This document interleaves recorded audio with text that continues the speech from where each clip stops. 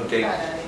Hello everybody, and welcome to our this year's last event of our continuous training course. This has been done by the Commercial Office of Ecuador in Shanghai, and with special thanks to our friends of Dezan Shira Associates that have been working with us in this project from the start. We have today Ms. Cory Lam, and she will be talking about banking and profit repatriation. So give it an applause. Hello everyone, good morning. Good morning. It's good to be here again. I'm kind of sad it's the last one, but I'll try to. I hope this is an interesting topic for you guys, because profit repatriation is usually quite important for people who are thinking of operating in China, because that's the part that they really is really key in order for them to make it work in China. So today's topic is going to be a little bit of a mixed match between the topics. I'm just going to give a general overview of the banking system. In this discussion, we'll also talk about things like do our clients usually go for what type of bank do we choose? What kind of banks do other foreign companies choose? What are the positives and negatives of choosing local banks? Do you need to have a local bank? These are all things that my clients ask me all the time. So, I mean, if you guys have any questions afterwards, feel free to also ask me if there's anything I didn't cover.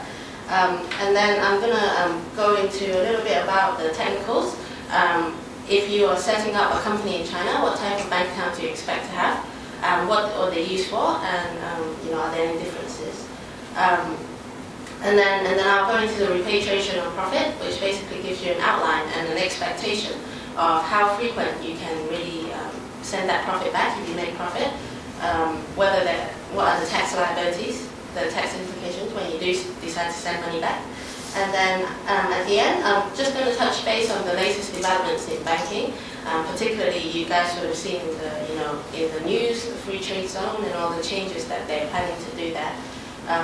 We're going to talk a little bit about that, as well as the third plenum, which is a recent event that we will just talk about what was released from that, to give you a general overview of the changes to come. Okay. So just to give a general overview of the China banking system, there are basically two regulatory bodies that determine everything in the banking world. One is the PBOC, the People's Bank of China. They basically set the interest rate for the whole country, and they're controlled by the State Council. So the State Council is the government body that runs the country, basically. And this has the fact that the PBOC sets the interest rate is now of something of a debate, because in the free trade zone they're actually planning to let the market set the interest rates for the banks, for the privatized banks. So that's something that may change in the near future. The second body is the CBRC, the China Banking Regulatory Commission. So this is a relatively new regulatory body which started in 2003. In the past, the PBOC basically monitors everything, including the State Administration of Foreign Exchange, which is the big government body that monitors every bit of money that goes in and out of the country.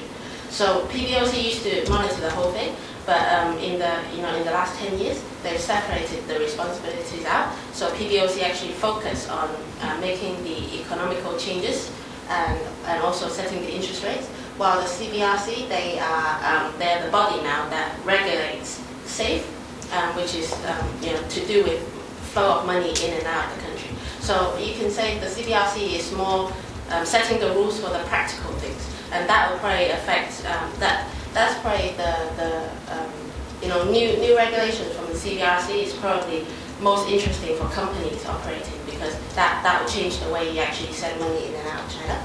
So, like I just mentioned, all money is monitored by SAFE. If the money generally, I already covered this in previous topics, but if generally if the amount is over 50,000 USD, then special regulation will apply to the money going out. If the money going out per time, so I just repeat that, if the money going out per time is over 50,000 USD, then you do need to get safe approval prior to the funds going out. If the amount is under 50,000 USD, then you can send it out, but there's still a tax liabilities which you can pay later on. Okay, so because I already covered it in the last topic, so if you have any particular questions about that, you can feel free to come and ask me. Just to introduce some of the 4 biggest banks in China, most of them are state-owned SOEs.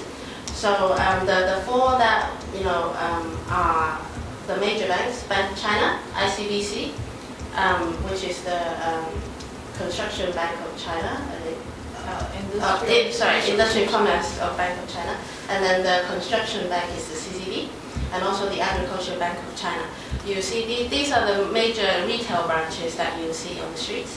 A lot of the smaller banks, there are also some privatized banks in China which are smaller. For example, Bank of Communication, Minsheng, Pufa, you see it around. Generally, those are more they have more private wealth going into private investment going into those. I have read actually in the news recently that ICBC has become the biggest bank in the world by market share. So that's pretty something, I think. Like the fact that the Chinese banks have overtaken a lot of the U.S. banks in becoming the biggest in the world. And by profit, apparently, this is reported, by profit, apparently those 4 banks are the top 4 in the world. So it's really to do with the market, because the market is so big, and the majority of, I would say, easily 60-70% of the people's wealth are kept in the bank. And so the market is just so big that, on the scale, on the world scale, these are really leading banks if you talk about the size. Okay, and then just a final point is, at the moment, it's still generally unequal treatment for Chinese banks and foreign banks. This means that, if you do go to a foreign bank, it's going to have a lot stricter requirements because the government is monitoring the foreign banks a lot more than they do the Chinese. Chinese banks, because of the state-owned connections, they also have a lot more power in determining a lot of things, whereas if they would have a bigger quota, for example, for lending, the foreign banks would have, in my experience, because our company, for those who may not know us, our company basically helps foreign companies operate in China. So in terms of operation, the key focus is really how quick you can get things done. And in my experience, foreign banks tend to take 3 times as long as Chinese banks in opening bank accounts, in getting special approval for anything. If there's a non-standard case, usually the foreign banks tend to lose out on the timing. So that's still going to be, that's something that's going to be experimented on, I think, in the free trade zone. But generally speaking, it's not, this probably won't change for the near future, I think, like maybe for the next 3 to 5 years or so at least. So the different types of bank accounts that you generally see for FIEs, there are actually 3 accounts that are mandatory. And when you set up a company here, basically, you will definitely have a registered capital account. So this must be in foreign, up until 2012, this account must be in foreign currency. So generally, most of the currencies we see is USD and also Euro. But from 2000, and I think the first case I've seen is in 2012, where actually I saw a very big company actually use their offshore RMB to invest into their company. So that is starting to come about, but only at the bigger level. So for most SMEs, it's still the same case. Registered capital account must be in foreign currency. It's also heavily controlled. So this registered capital account, the key usage is really to prove that you have sent money from abroad to fund your business. There's nothing else that it does. The account sits there, and it's used to receive only money from the parent company in terms of the investment. So you cannot receive any trade money, or you cannot pay anything out of it except to check whether your capital has come in from abroad. It's heavily controlled, so every time you need money from the capital account, you do need to do a conversion process, and there are restrictions usually for most banks of how much you can take out of the registered capital account at one go. And the general, it's different for every bank, but generally the mark is about 50,000 USD per time. Once you have, what happens, once you have converted that amount and you've used that up and I need to convert more amount, you actually have to go back to the bank and with your application document to take another, for example, take another lot out of the bank. So it's generally speaking, the registered capital account doesn't get used that much on a day-to-day basis. Again, like when every time you increase your registered capital account or you need more money, that's where you go. That's really the funding that a company has to run their operation in China.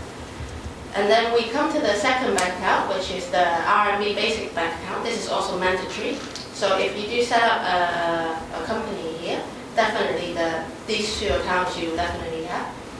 This is the one that you will use to pay your staff. This is the one that you operate in RMB. You can receive money also from your customers. You can receive money in both foreign currencies and RMB into the RMB basic bank account.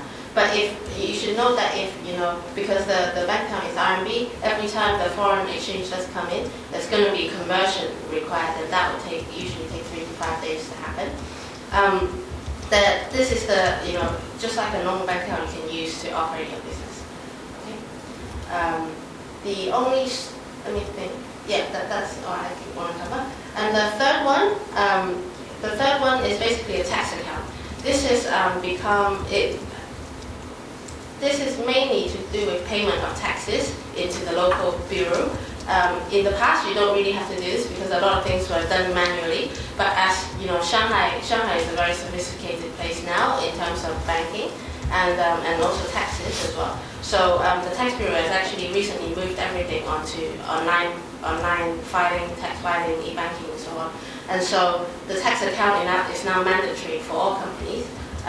The special thing about the tax account is that it needs to be set up with a Chinese bank account, so with a Chinese bank, which means that you cannot, if you want to use, a lot of my clients will say, oh, I prefer to use a foreign bank, but actually in the end you still need to have a local Chinese banking partner in order to set up all the bank accounts that you need.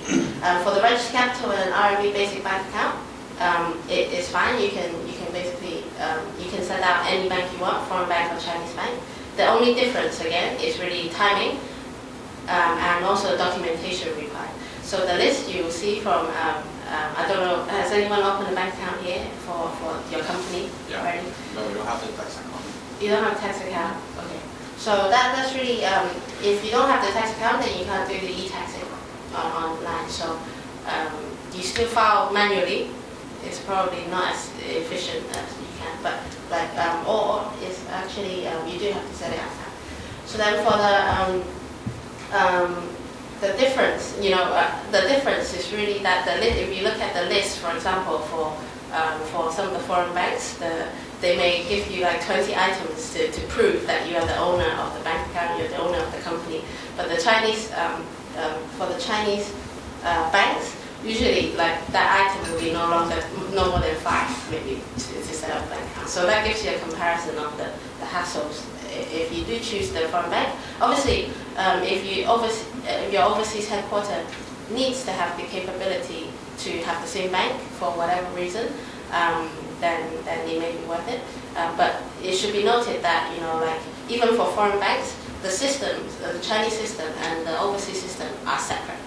Which means that when you do send money in, it's not as if you're working with one bank. You're still, because of the regulation you have in between on the border, it's similar to working with 2 different banks. Okay, and this is I don't know if any of you have heard of the temporary bank account until this.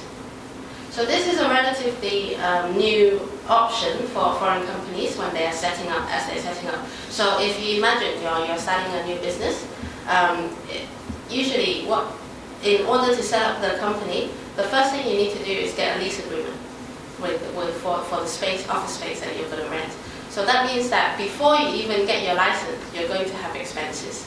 And you're going to have to start paying rent, you're going to have to start decorating, you're going to want to use that office space. I can see you nodding, like, feeling the same, having the same feeling.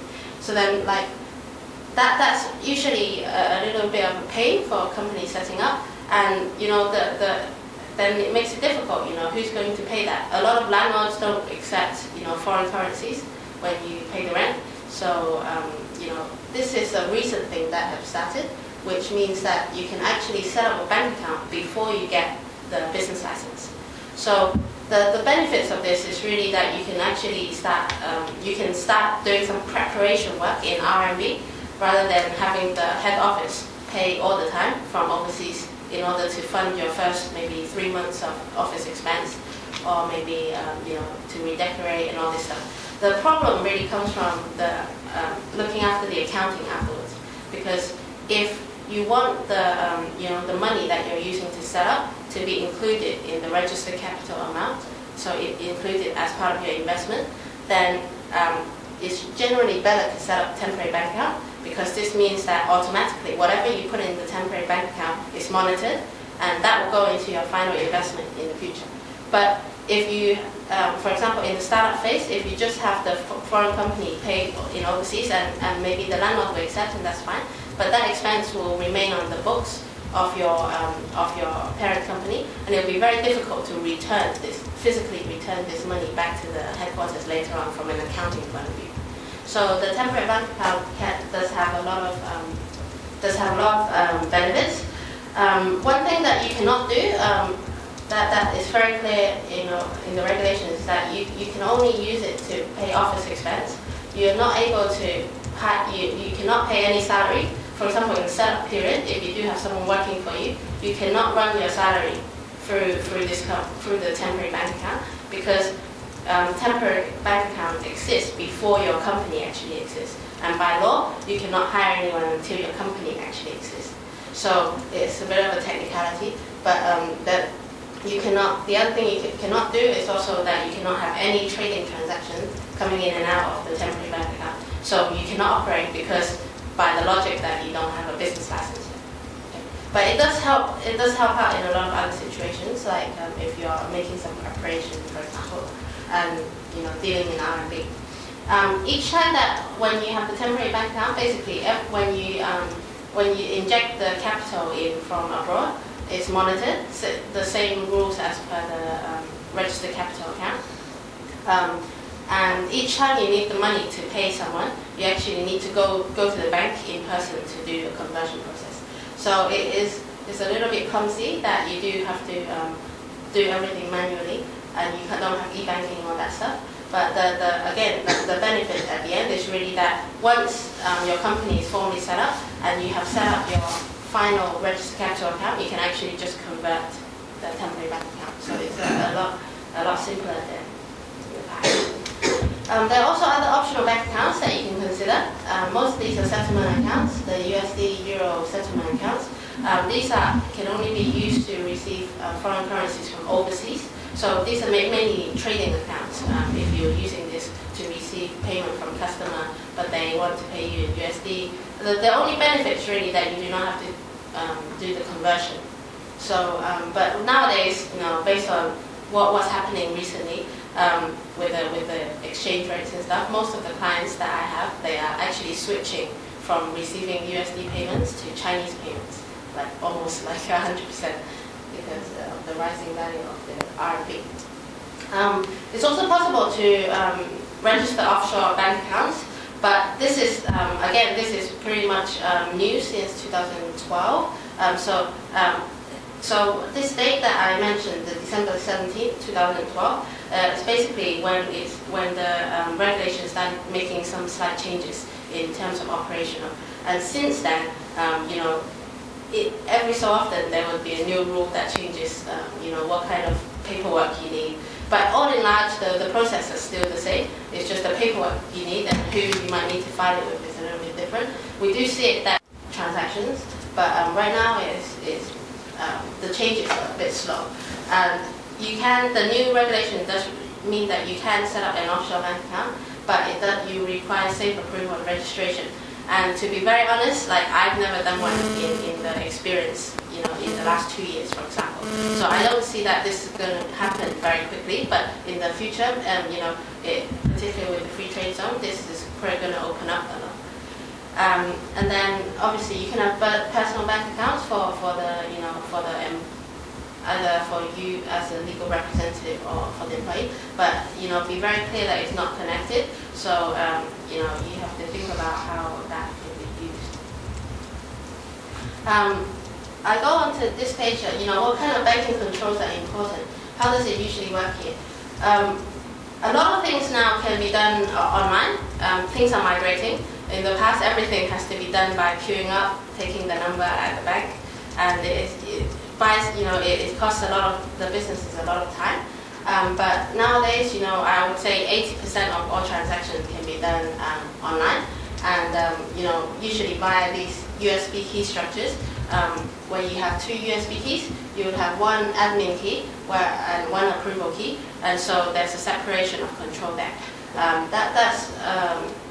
If you're a foreign company operating here, usually we would suggest that the approval key is kept maybe with the person overseas by a different person. If we do a lot of outsourcing, which means that a lot of the time we would be holding the administration USB key where we upload the documents and deal with everything in Chinese and on where we help upload all the information.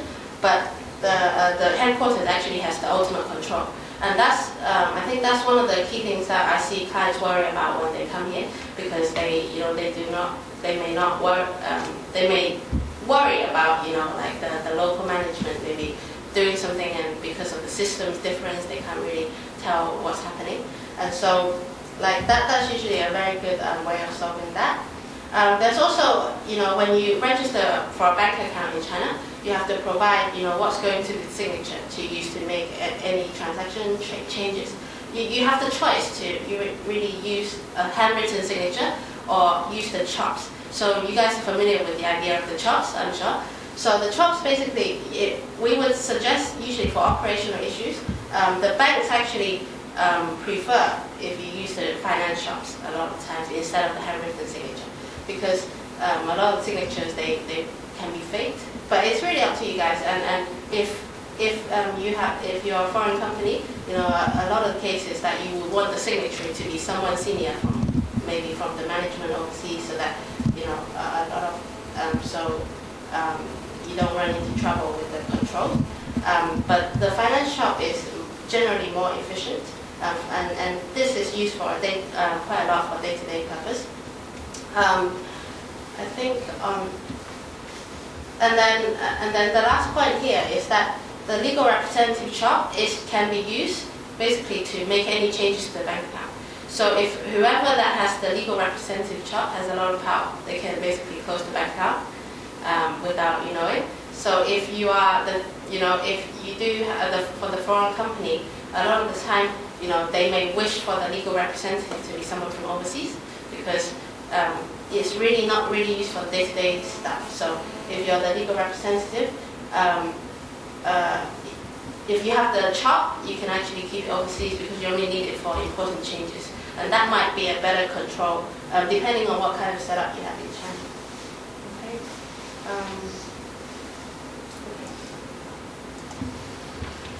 Now we talked a little bit about this on the other slides, but I'll just go over this again. So tax clearance is required for all funds leaving the country. Related party transactions or payments are also heavily monitored. They're monitored in a way that at the end of the audit, these will be picked out. At the end of the year, when you do the annual audit, these will be picked out, and you do have to, as part of the perfunctory reporting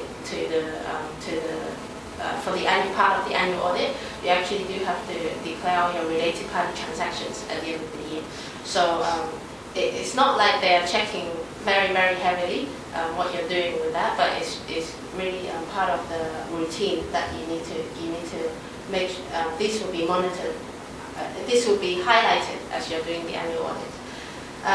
And also withholding taxes may apply on transactions if safe requirements are not met. So the withholding taxes here can be 5 to 50%, and there's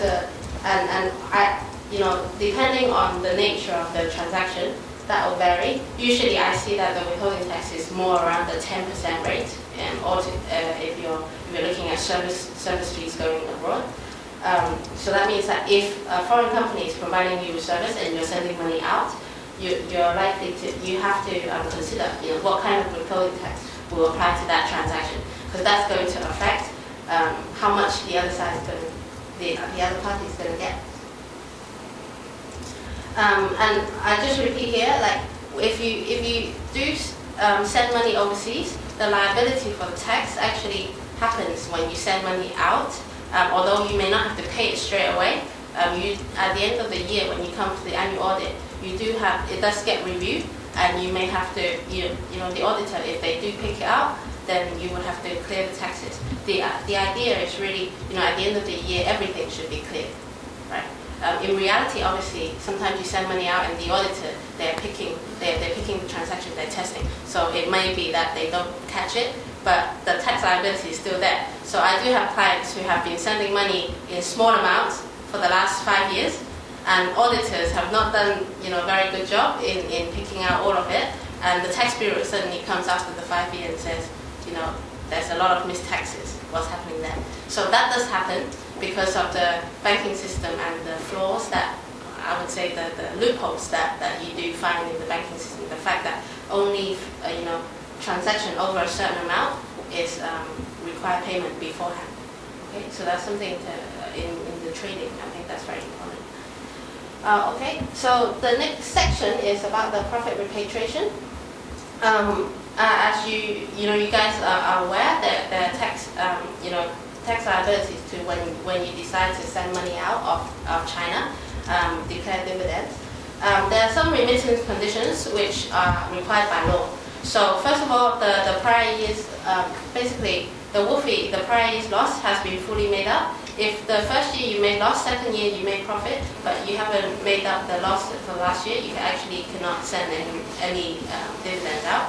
And then the second is every year when you make profit, if you make profit, then 10% of that after-tax profit has to go into the common reserve of the company, which means this is a reserve which the government has basically set to say that you have to, until you reach 50%,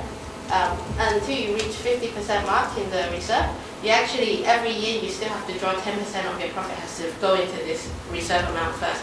The logic and the reasoning behind it is really to guard against the risk of the company.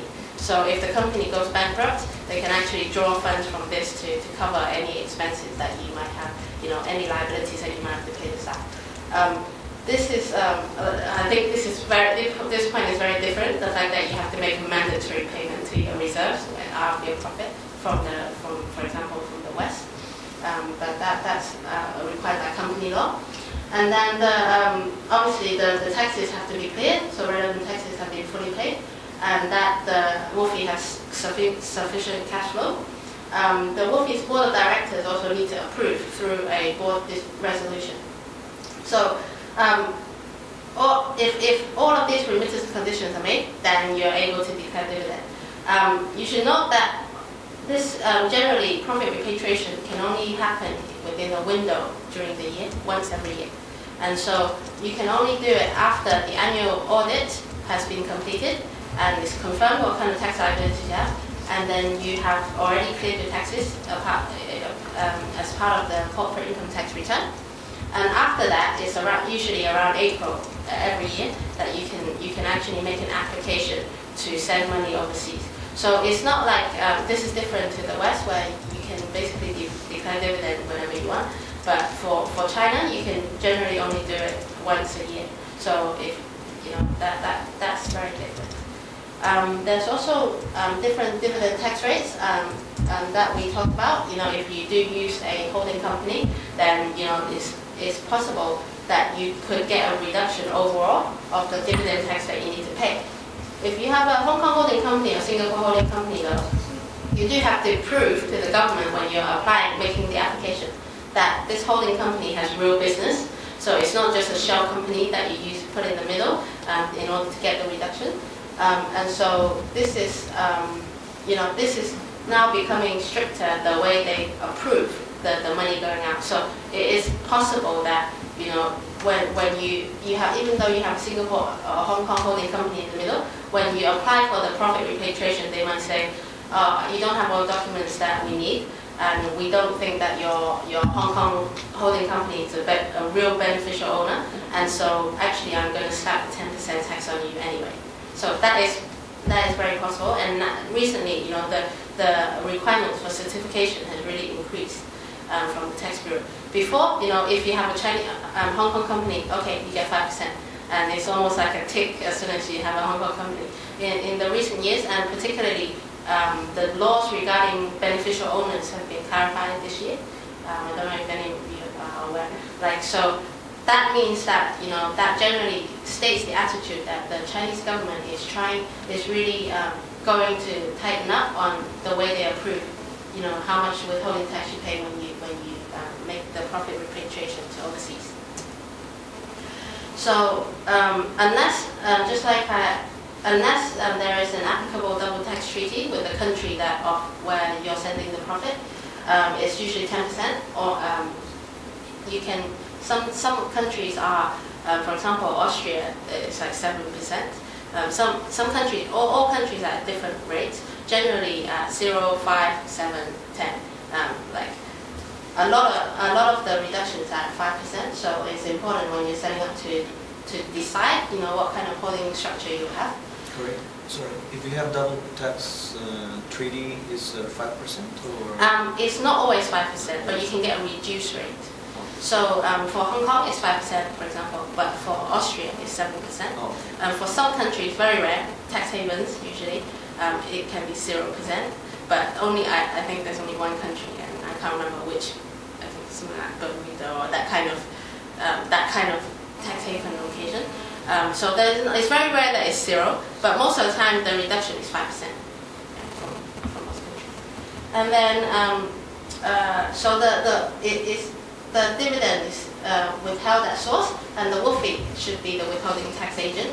So the WFI has a responsibility to withhold this for the Chinese government, on behalf of the foreign company. And so again, I already mentioned the profit distribution resolution needs to be made by the director. And the tax obligation actually arises on the day the payment is made, similar to other withholding tax. When the payment is made, that's when your tax liability happens. Even if you declare it, regardless. So whichever earlier whenever you have the dividend declaration on the resolution, or the day the payment is made, is when the tax liability happens for dividend. Does that make sense? So whichever earlier, whether you declare it first, but if you make the dividend payment first, before you declare it, you still have the tax liability occurs when you make the payment. Okay. So just running through, a quick, just to give you a feel of the timeline. If you in April, for example, this year, if you did decide to declare dividends, how long does it take to really get your money? So step 1 is really filing the resolution. This is by law, it needs to be done within 30 days after the resolution is made. So time required for this is very easy. You're just basically going to the tax bureau, filling out the application form. There are a number of documents, so usually preparation of documents, like in my experience, usually takes 2 to 3 weeks to even get all the documents together. But the filing is very easy.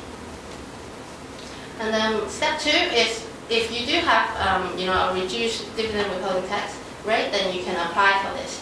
But this is actually the hardest part of the process and the longest part. So if you do have a Hong Kong holding company, you want to apply for the reduced 5% rate, then you should expect it takes around a month at least for the tax bureau to give you a decision about whether you can get the reduced rate.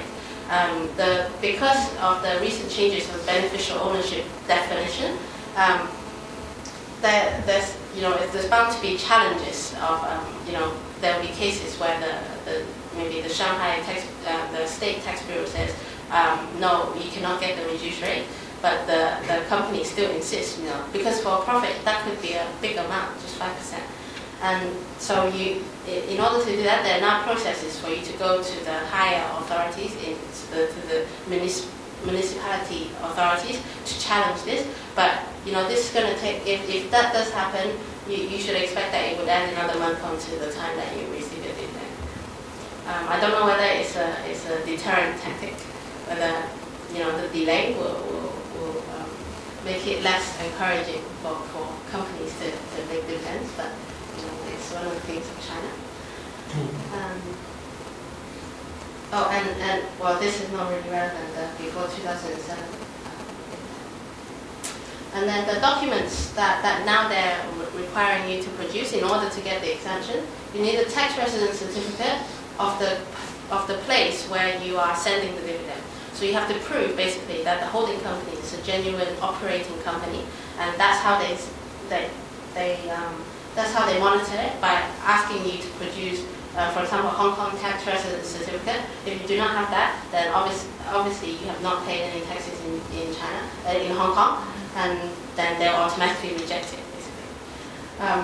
Also, you also need to have tax payment certificate to show all the for the years which dividends were generated, to evidence that you have, the Hong Kong companies, for example, has paid the taxes as revenue. And then also, the company needs to make a beneficial ownership statement. The shareholders basically need to state who the beneficial owners is, because obviously, if you're the company, then you would state like the place you're sending to. But this is something that more formality that you need to provide this statement. It's not an easy process, I have to say. And then step 3, once you get through the DTA and you get approval to get the reduced rate, then you go and pay the taxes, basically. Again, usually paying the taxes takes around, within a week you can complete it.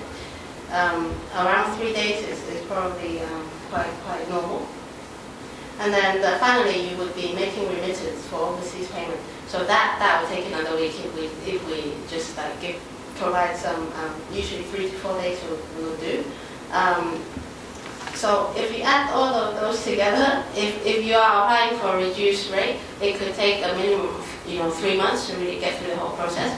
If you don't have a reduced rate, generally you can cut out a lot of the work. Maybe within a month you can actually send the money out. So big difference. Yeah, if you want. Okay. So I'll just move on to the last 2 slides. The last couple of slides I have. For the basically for the service industry, it's changing a lot now, and they're being developed in terms of taxes and in terms of the regulations. So a lot of I highlight, the Shanghai Free Trade Zone is really some of the 3 main testing service industries are the banking sector, shipping sector, and also the trade and commerce services. So most of I'm going to talk about the banking service here, but generally speaking, they're going to streamline, how for the trade and commerce, they're going to streamline how companies are set up. So, we actually have our legal team who calls up every 2 weeks to find out if there's any new changes that hasn't come out yet. But usually they're very. This is my overall feeling of the free trade zone, and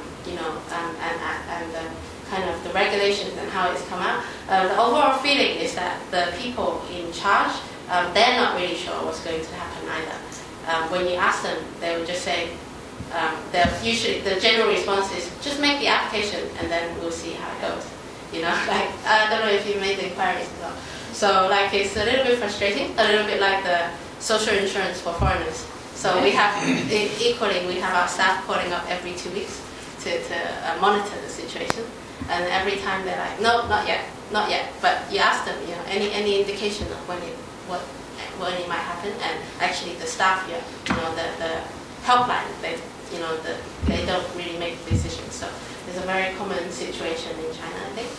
And then, are we doing okay? Actually, there were some PBOC releases from the Bank of China. Again, like I just warned you before I go into this slide, these are more detailed than the last release that they gave, but still it does not mention the time frame of when this will change, but it gives you a little bit of more detailed idea of what are the key things that might change in the zone, that will change in the free trade zone. I think the pain is really not knowing between now and the next 3 years when that change will come, but then I'll just go through these. So I already talked about the interest rate liberalization. In the statement yesterday, basically they said that it will be a gradual process, so it's unlikely that they're going to just let the market set the interest rate from the beginning. That's one point. Individuals can also, they're also planning that individuals can set up the free trade accounts, so they can actually trade in local and foreign currencies without restrictions. That's one of the points highlighted. Companies will be allowed to invest overseas without the need for pre-approval. So this applies to any Chinese companies who wants to set up companies overseas.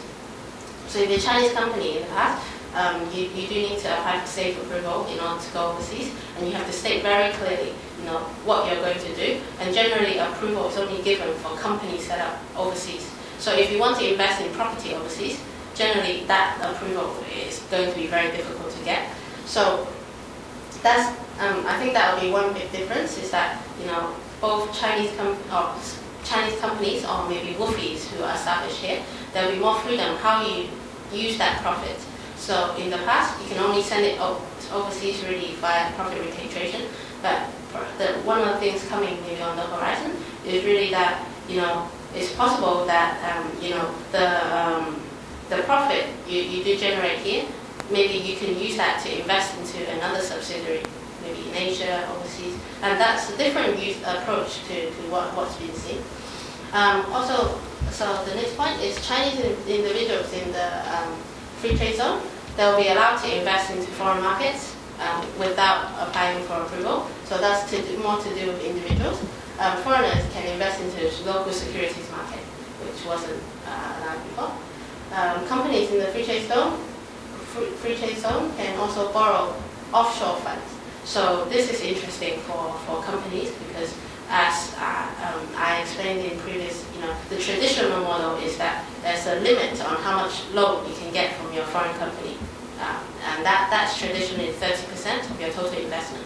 So if you cannot borrow more than 30% of your total investment, and so that's been kind of restricting. Every time you need more money, you need to increase your capital, which then increases your overall investment, then increases the amount of loan capability you have.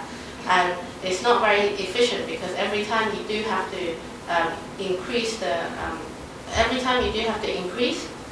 the capital, it takes about 3 months to actually action. And so a lot of companies, for the sake of efficiency, they might choose to have the service agreement route, just to have your foreign company just to have foreign company send some service fee, as if the Chinese company is providing a service to overseas. The tax implications for that is not great either, because every time you use that method, you have VAT that applies automatically, which the foreign company basically undertakes, and deduction is not given to the foreign company. So it's not very efficient, and hopefully this change, the fact that they can borrow offshore funds, including RMB that are held offshore, I think that will be a very positive change when it happens. So then and also the last 2 points is that the RMB clearing service. Not really, to be honest, it's a little bit vague how they described it in the release yesterday.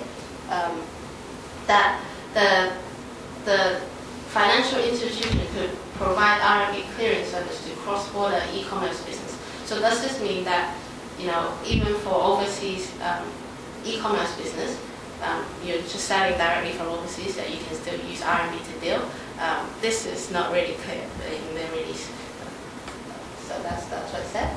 And also the foreign exchange transactions will be simplified, and for FDI. So this means that all the what I talked about, including profit repatriation today, including registered capital account, how it's heavily monitored.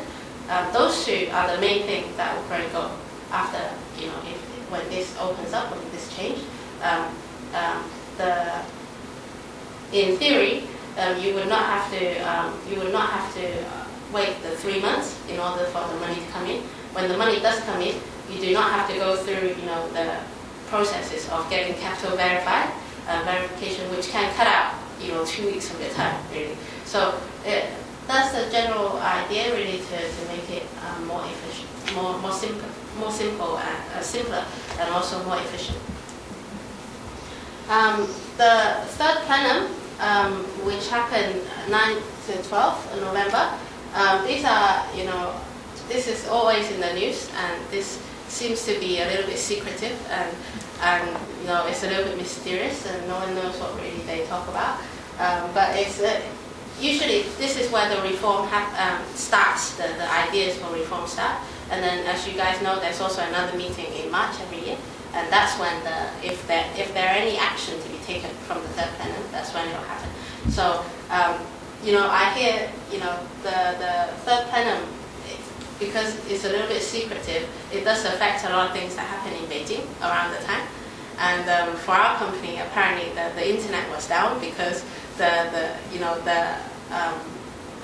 because of the third plenum, then a lot of the network providers there was some interference. So it's very interesting how it affects the whole this kind of meeting can affect other things for foreign companies, how they operate. For example, sometimes around these times, visas are very hard to get for foreigners, and that's happened in the past. So the visa rules sometimes are connected to this, and also some of the rules that the changes that happen on a few things that I've noticed. The main highlights of the third plenum, and again this is an official statement. The whole idea is really to change the market economy from basic to decisive. So decisive meaning that the companies and the market will be able to decide a lot of what happens in the market, rather than having one set of rules that applies to everyone. It's going to be more market driven. They've also announced that they will establish 2 formal committees. One is the National Security Committee, which monitors security. Just focus on that, and will very likely set new rules for maybe things like internet security and also IP, that kind of stuff maybe. And also they also set up the Reform Committee, which is supposed to really drive a lot of the changes that are to come, and then we focus on that only. There's also a focus on the integration of rural and urban development. The mention here is really that there's going to be a lot more support between the bigger cities and the agricultural business, and vice versa. There's going to be a lot more connection. I don't know how they're going to do it.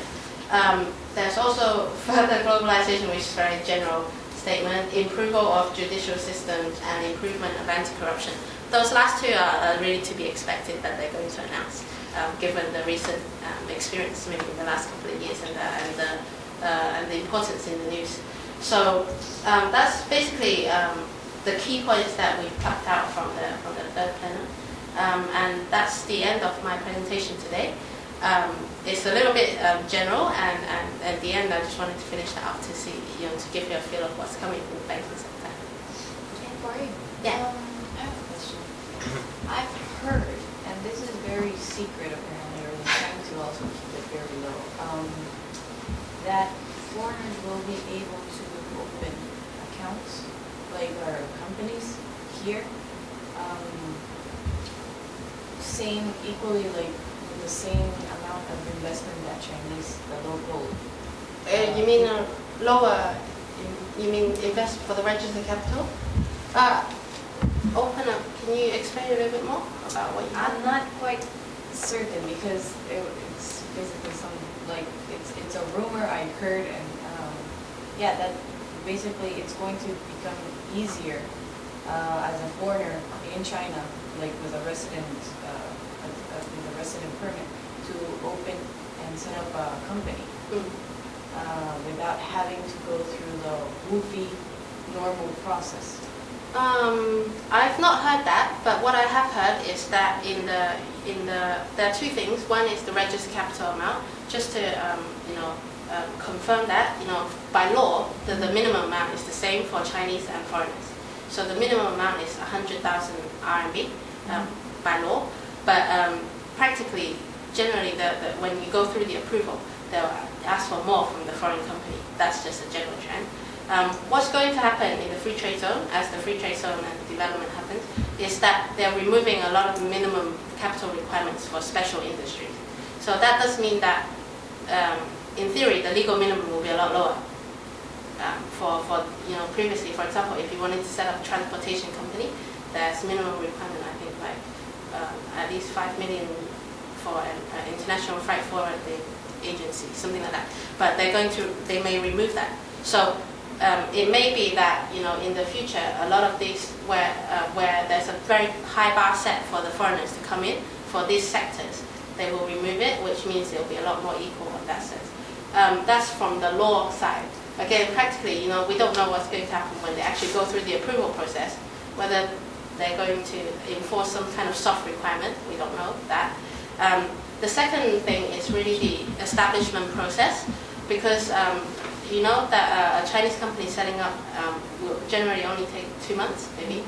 A foreign company setting up 4 months. So what they're going to do is they claim in the free trade zone that they're going to basically, you just have online filing to do your registration. So this would cut out the 4 months, definitely.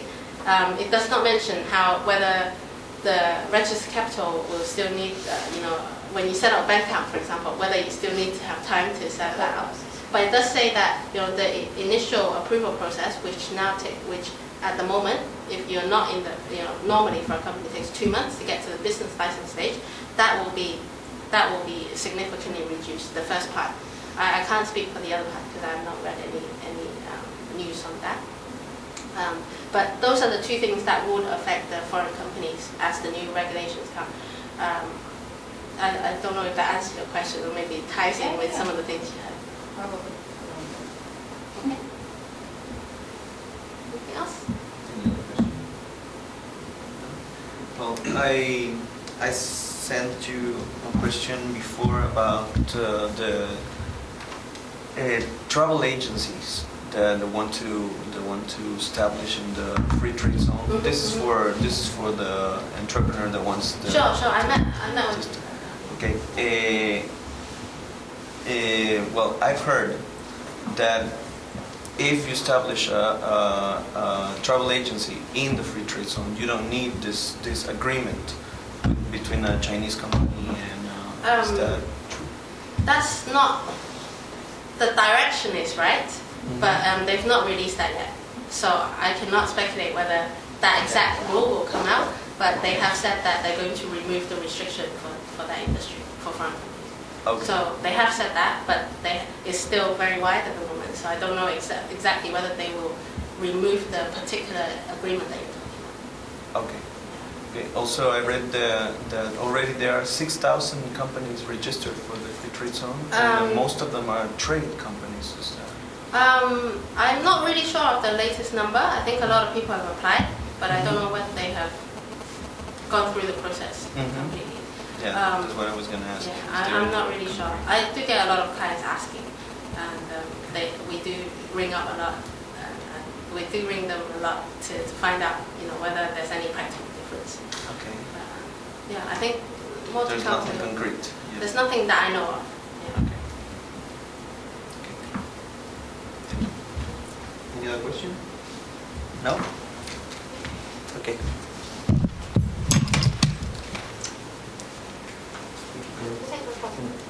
Well, that was everything for today. Thank you for coming, and see you next year. Thanks.